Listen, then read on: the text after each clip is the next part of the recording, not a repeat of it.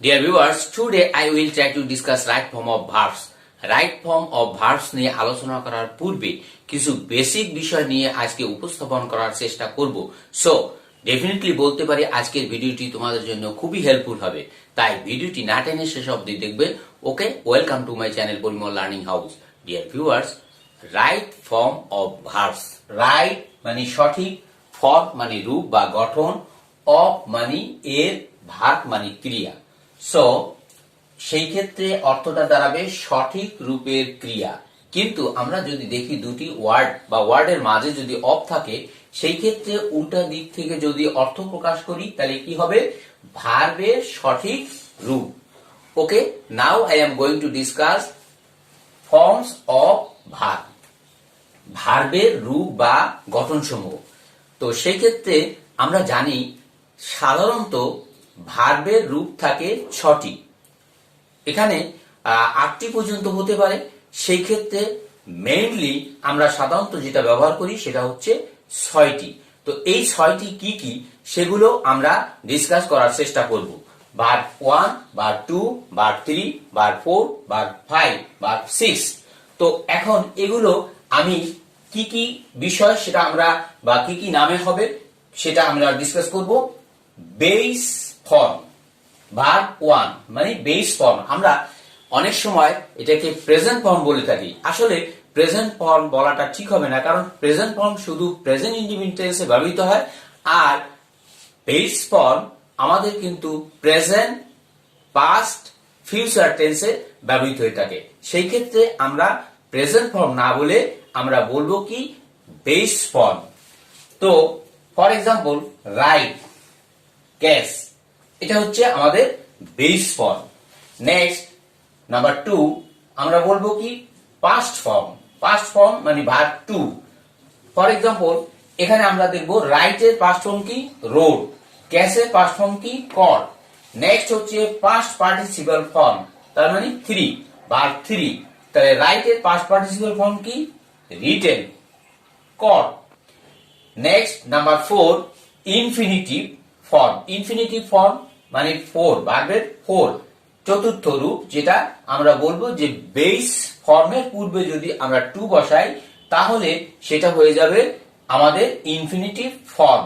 তার মানে হচ্ছে টু রাইট, টু ক্যাশ। এখানে রাইট ছিল, অতএব এখানে হলো কি টু রাইট, ক্যাশ ছিল to cash. Next gerund form. Gerund form that means আমরা বলছি ভার্বের যে পঞ্চম যেটা 5, তো সেইটা হচ্ছে আমাদের জেরান ফর্ম। জেরান ফর্মটা কি হবে? বেস ফর্ম এর সাথে আমরা কি করব? আইএনজি যোগ করব। বেস ফর্ম কোনটা? রাইট, এর সাথে আমি আইএনজি যোগ করলে কি রাইটিং। ক্যাচ বেস ফর্ম, এর সাথে আইএনজি যোগ করলে হলো কি ক্যাচিং।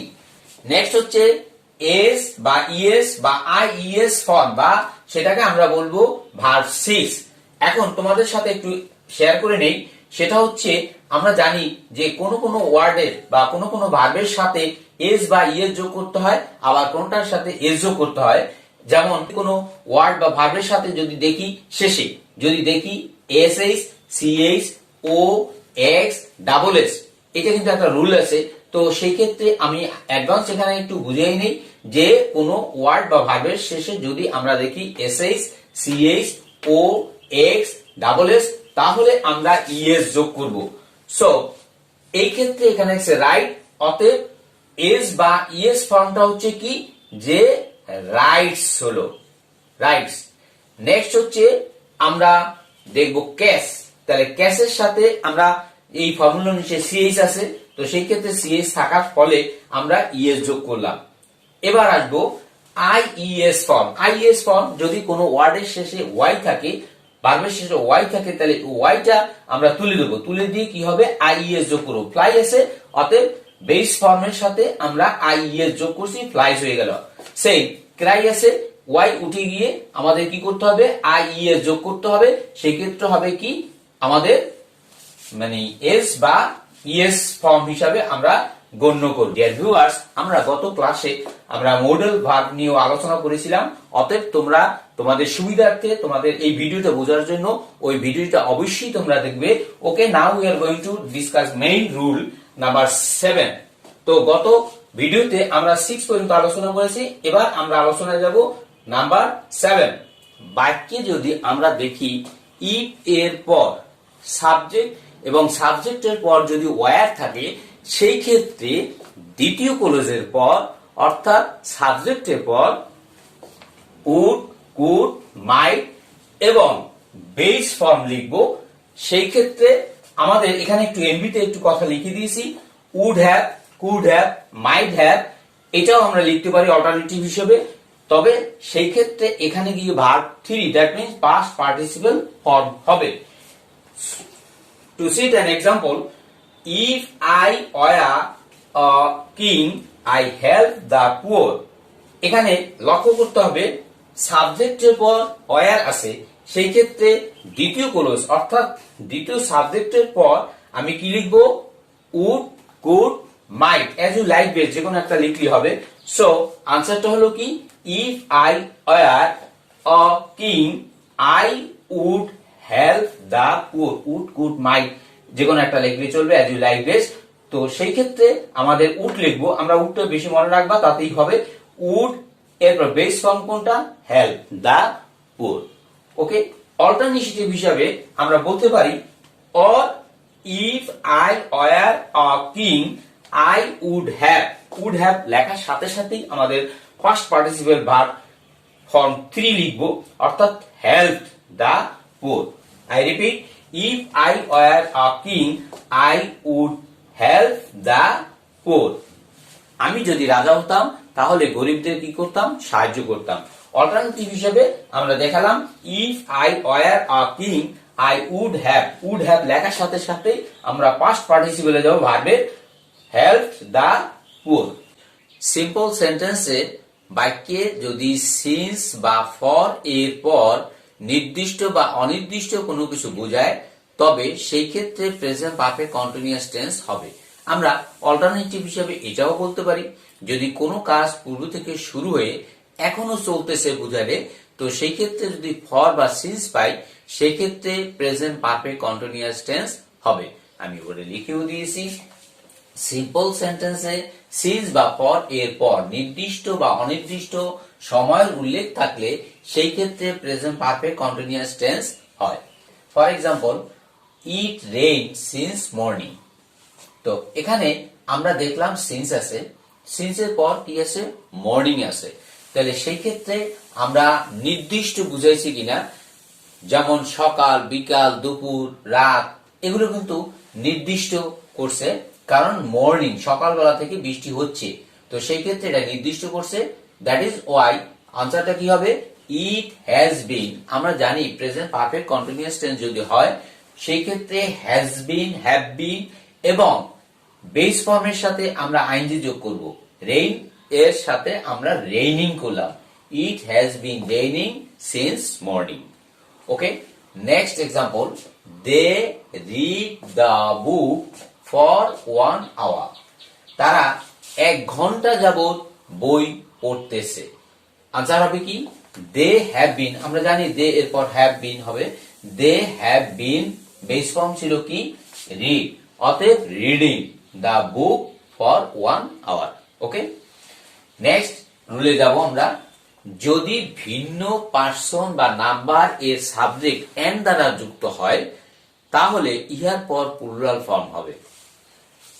যদি ভিন্ন পার্সন অথবা নাম্বার এর সাবজেক্ট এন দ্বারা যুক্ত হয়, তাহলে ভার্বের প্লুরাল ফর্ম হবে। To cite an example, you, he and I be friends. তুমি, সে এবং আমি বি ফ্রেন্ডস। তাহলে এই যে বন্ধুরা, 3 জন আমরা বন্ধুরা, তাহলে কি হলো, বি আছে, বি থাকলে সাধারণত কি হয়, আমাদের am, is, are, was, were এগুলো বসবে। তো এখানে দেখো আই এর পর হবে কি, আর, কেন, প্লুরাল এম। আমরা জানি যে আই এর পর এম বসে, কিন্তু এখানে আমরা এম না বসে কি বললাম, আর বসাইছি, কারণ এখানে এম না বসিয়ে আমরা কি বসালাম, আর বসাইছি, কারণ যেহেতু এটা প্লুরাল ফর্ম। তোমরা মনে রাখবে যে অনেক ক্ষেত্রে ভাইবা বোর্ডে জিজ্ঞেস করতে পারে যে আই এর পর আমরা জানি এম বসে, কিন্তু কখন আর বসে, তখন তুমি উত্তর দিবে কি, যে বিভিন্ন নাম্বার অথবা পার্সন কি যদি এন দ্বারা যুক্ত হয়, তো সেই ক্ষেত্রে ভার্বের প্লুরাল ফর্ম হয়। দ্যাট ইজ ওয়াই এখানে এম না বসে কি বসবে, আর বসবে। Okay, next example, Sameer and his friends be lucky in life. তো সমীর এবং তার বন্ধুরা কি, ফ্রেন্ডস, হ্যাঁ বন্ধুরা কি, লাকি ইন লাইফ, জীবনে কে ভাগ্যবান। তো সেই ক্ষেত্রে আনসার হবে কি, Sameer and his friends are, be এর জায়গায় এখানে বন্ধুরা দুইজন, অর্থাৎ কিনা সমীর এবং তার বন্ধুরা। তো সেই ক্ষেত্রে আমাদের বিভিন্ন নাম্বার এবং পার্সন যদি আমরা দেখি যে বি থাকে, সেই ক্ষেত্রে এরপর প্লুরাল ফর্ম হবে। তো এখানে আনসার হলো are lucky in life. Next rule, no sooner had dot dot then, scarcely had dot dot when, hardly had dot dot when বা বিফোর থাকলে সেই ক্ষেত্রে আমাদের রুলটা কি হবে, রুলটা হবে এরকম, no sooner had dot dot, এরপর যাই থাকুক সাবজেক্ট, এরপর আমরা কি করব, ভার্বের তৃতীয় ফর্ম আনবো। ভার্বের তৃতীয় form that means past participle form, এরপর আরো কিছু থাকবে। সেই ক্ষেত্রে এরপর দেন, দেনের পর সাবজেক্ট এবং সাবজেক্টটা হবে past form that means verb two. এরপর যদি আমরা দেখি scarcely had plus subject plus, তখন কি হবে, তখন হবে ভার্বের তৃতীয় form that means past participle. এরপর ওয়েন প্লাস দ্বিতীয় সাবজেক্ট এবং দ্বিতীয় সাবজেক্টের পর হবে কি, verb two that means past form. Next হচ্ছে hardly had dot dot, subject থাকবে, সাবজেক্টের পর ভার্বের তৃতীয় ফর্ম। এরপর ওয়েন, ওয়েন এর পর অথবা বিফোর থাকতে পারে, সেই ক্ষেত্রে ভার্বের দ্বিতীয় ফর্ম দ্যাট মিন্স আমরা পাস্ট ফর্ম ইউজ করব। তো ডিয়ার ভিউয়ার্স, এখানে আমরা দেখলাম no sooner had, scarcely had, hardly had, এর কোনটা যদি থাকে এরপর যে সাবজেক্ট আসবে সেই সাবজেক্টের পর যে ভার্বটা আসবে, তিনটার ক্ষেত্রে কিন্তু past participle form verb three, verb three, verb three. এরপর দেন বা ওয়েন, ওয়েন এর পর আমরা যে সাবজেক্ট আসবে সেই সাবজেক্টের পর যে ভার্বটা আনবো সেই ভার্বটাও কিন্তু আমরা আনবো ভার্বের দ্বিতীয় form that means past form করে আমরা আনবো। To cite an example, no sooner had the thief see the police then he run away. No sooner had the thief, এরপর আমরা কি করব, সাবজেক্টের পর ভার্বটা আনবো তৃতীয় form that means past participle form. তো সি আছে, তাহলে সি এর পাস্ট পার্টিসিপল ফর্ম কি, সিন। তারপর আছে কি, দা পুলিশ দেন হি রান। আমাদের লক্ষ্য করতে হবে দ্বিতীয় সাবজেক্ট দ্যাট মিন্স যে দেনের পর যে সাবজেক্ট আসবে সেই সাবজেক্টের পর আমরা কি করব, ভার্বের পাস্ট ফর্ম দ্বিতীয় form that means past form, run আছে র্যান হবে। আমি লিখে দিচ্ছি, I repeat, no sooner had the thief seen the police then he ran away. Next example, scarcely had they reached the station when, লেখার পর আমরা the train leave. এখানে আমরা ফলো করব যে scarcely had এরপর সাবজেক্ট আছে দে, অতএব রিচ, রিচ থাকলে আমরা এখানে লিখে দিয়েছি যে ভার্বের তৃতীয় ফর্ম রিচ আছে, রিচড হলো দা স্টেশন। এরপর ওয়েন, ওয়েন এর পর যে সাবজেক্ট আসবে সাবজেক্টের পর আসলো কি, দি ট্রেন, সাবজেক্ট আসলো ট্রেন, দা ট্রেন, লিভ আছে হবে কি, লেফট। আই রিপিট, আমরা এখানে দেখলাম যে no sooner had, scarcely had, hardly had, এরপর আমরা যে সাবজেক্টটা থাকবে সেই সাবজেক্টের পর ভার্বের তৃতীয় form that means past participle form আনবো এবং দেন বা ওয়েন এর পর অর্থাৎ দ্বিতীয় সাবজেক্টের পর যে ভার্বটা আনবো সেটা আনবো আমরা পাস্ট ফর্ম করে ভার্ব টু। ওকে, নেক্সট রুল, বাক্যে সিন্স থাকলে ইহার প্রথম অংশের ভার্ব যদি প্রেজেন্ট ইনডিফিনিট টেন্স অথবা প্রেজেন্ট পারফেক্ট টেন্স থাকে তাহলে পরের অংশ ভার্ব কি হবে, পাস্ট ইনডিফিনিট টেন্স। আমি লিখেও দিয়েছি, বাক্যে সিন্স থাকলে ইহার প্রথম অংশের ভার্ব প্রেজেন্ট ইনডিফিনিট টেন্স থাকলে অথবা প্রেজেন্ট পারফেক্ট টেন্স থাকলে পরের অংশ পাস্ট ইনডিফিনিট টেন্স হবে।